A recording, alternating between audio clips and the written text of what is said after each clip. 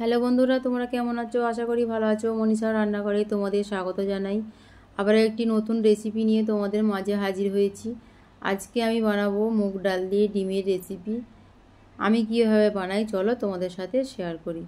প্রথমে আমি গ্যাসের উপরে একটা কড়াই বসিয়ে দিয়েছি। কড়াইটাকে ভালো করে গরম করে নিয়েছি। কড়াইয়ের মধ্যে দিয়ে দিয়েছি 200 গ্রাম মুগ ডাল। ডাল ভেজে নেব।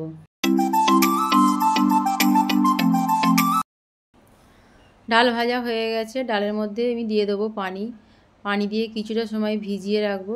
তারপর ডাল ভালো করে ধুয়ে পরিষ্কার করে নেব। গ্যাসের মধ্যে একই কড়াই বসিয়ে দিয়েছি। কড়াইতে দিয়ে দেবো পরিমাণ মতো সরষের তেল। তেল ভালো করে গরম করে নেব। আলু আমি ছোট ছোট করে কেটে নিয়েছি। আলু তেলের মধ্যে দিয়ে দেবো। তারপরে দিয়ে দেবো হলুদ গুঁড়ো, পরিমাণ মতো লবণ। নেড়ে চেড়ে আলু লাল লাল করে ভেজে নেব।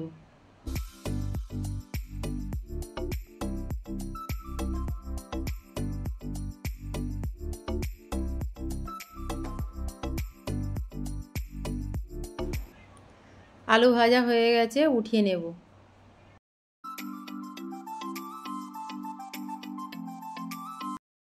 ওই একই তেলের মধ্যে আমি 2টো ডিম ফাটিয়ে দেব।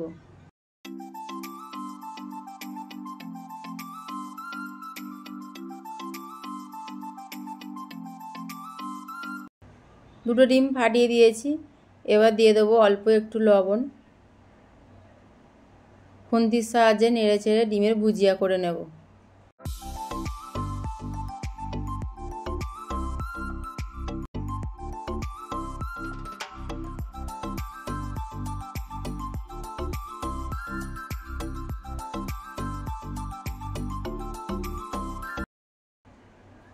ডিমের ভুজিয়া হয়ে গেছে, উঠিয়ে নেব।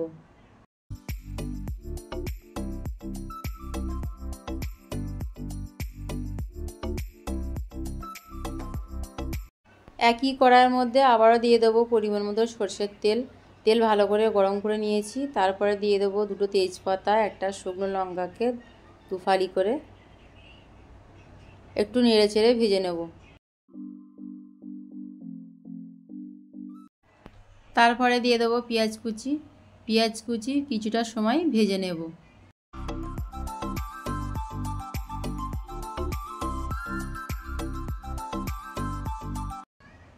পেঁয়াজ ভাজা হয়ে গেছে। এবার দিয়ে দেবো আদা রসুন বাটা কিছুটা সময় ভেজে নেব।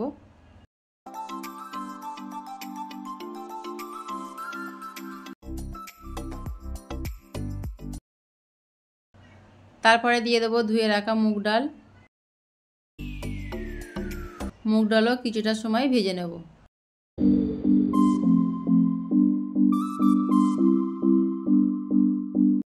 মুগ ডাল ভেজে নিয়েছি। এবার দিয়ে দেবো পরিমাণ মতো হলুদ, লঙ্কার গুঁড়ো, জিরে গুঁড়ো। আবারও ভালো করে কষিয়ে নেব।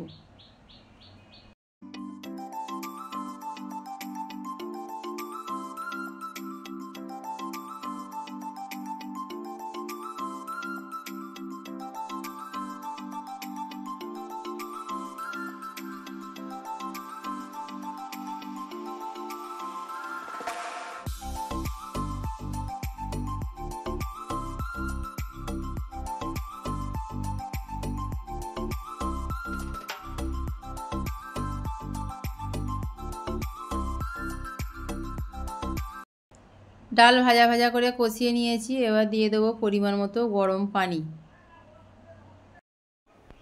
সব কিছু নেড়ে চেড়ে মিশিয়ে নেব।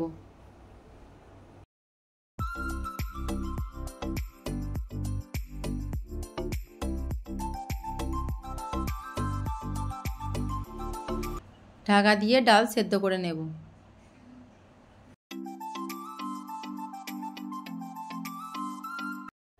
ঢাকা খুলে ডাল চেক করে নেব। তারপরে দিয়ে দেবো ওপর থেকে কয়েকটা টমেটো কুচি, কাঁচা লঙ্কা। সব কিছু নেড়ে চেড়ে একটু মিশিয়ে নেব।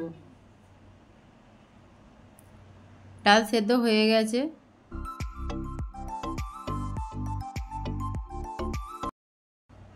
তারপরে দিয়ে দেবো আলু, ভেজে রাখা আলু।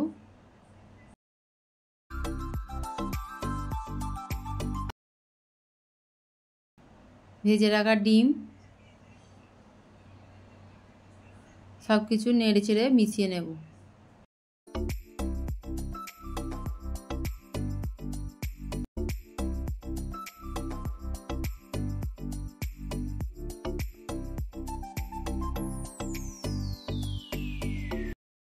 পরিমাণ মতো পানি দেব। পানি দিয়ে ভালো করে ডালটাকে ফুটিয়ে নেব। স্বাদ মতো লবণ,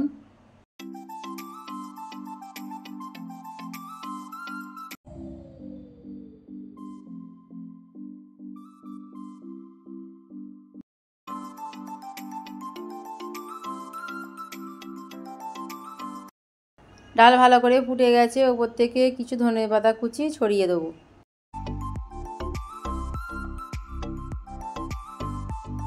মুগ ডাল দিয়ে ডিমের রেসিপি তৈরি হয়ে গেছে, নামিয়ে নেব।